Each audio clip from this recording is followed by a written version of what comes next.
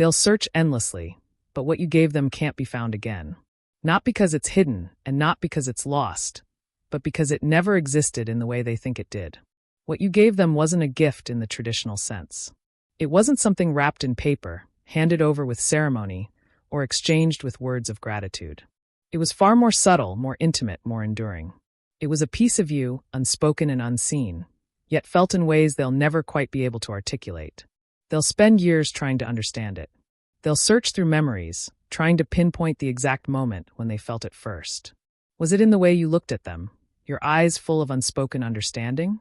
Was it in the way you listened, not just to their words, but to the spaces in between, where their fears and dreams hid? They'll revisit the places where you once stood.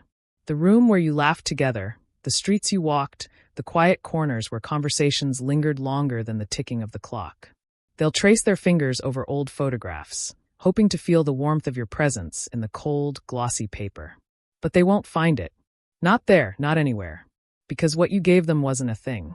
It wasn't something that could be captured, held, or even remembered accurately. It was a moment, a fleeting, powerful moment that imprinted itself onto their soul. You gave them the feeling of being seen, truly seen, in a world that often looks past us all. You gave them the courage to believe in something bigger than themselves, even if only for a heartbeat. You gave them hope, the kind that doesn't shine like a beacon but flickers like a candle in the dark, enough to guide them when they needed it most. They'll search for it in the echoes of your words, in the letters you wrote, in the gestures you made. They'll think that maybe, if they retrace every step, every choice, every shared moment, they'll uncover the secret of what you gave. But they won't, because what you gave wasn't something to be kept. It wasn't a possession, and it wasn't a promise. It was a transformation. It was a seed planted quietly, without fanfare, that grew into something they didn't even realize they needed. They'll look for it in the cracks of their own heart, thinking it's missing. But it's not missing. It's there, in the way they smile at strangers now, in the way they hold others closer than they used to, in the way they allow themselves to dream without apology. It's in the way they move through the world differently now, carrying a piece of you in every step they take. It's in the quiet resilience they didn't have before, the quiet strength that whispers, "You can." They'll wonder why they can't find it. They'll question what it was, why it mattered so much, and why it feels so unreachable.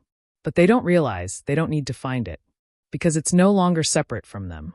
It's become a part of who they are, woven into their very being. It's in the choices they make, the way they see the world, the way they love. They'll search endlessly, but the truth is, it's already with them. Not as something they can hold or name, but as something they are.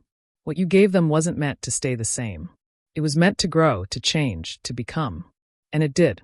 They'll look for it in the past, not realizing it lives in the present, in their every breath, in their every moment.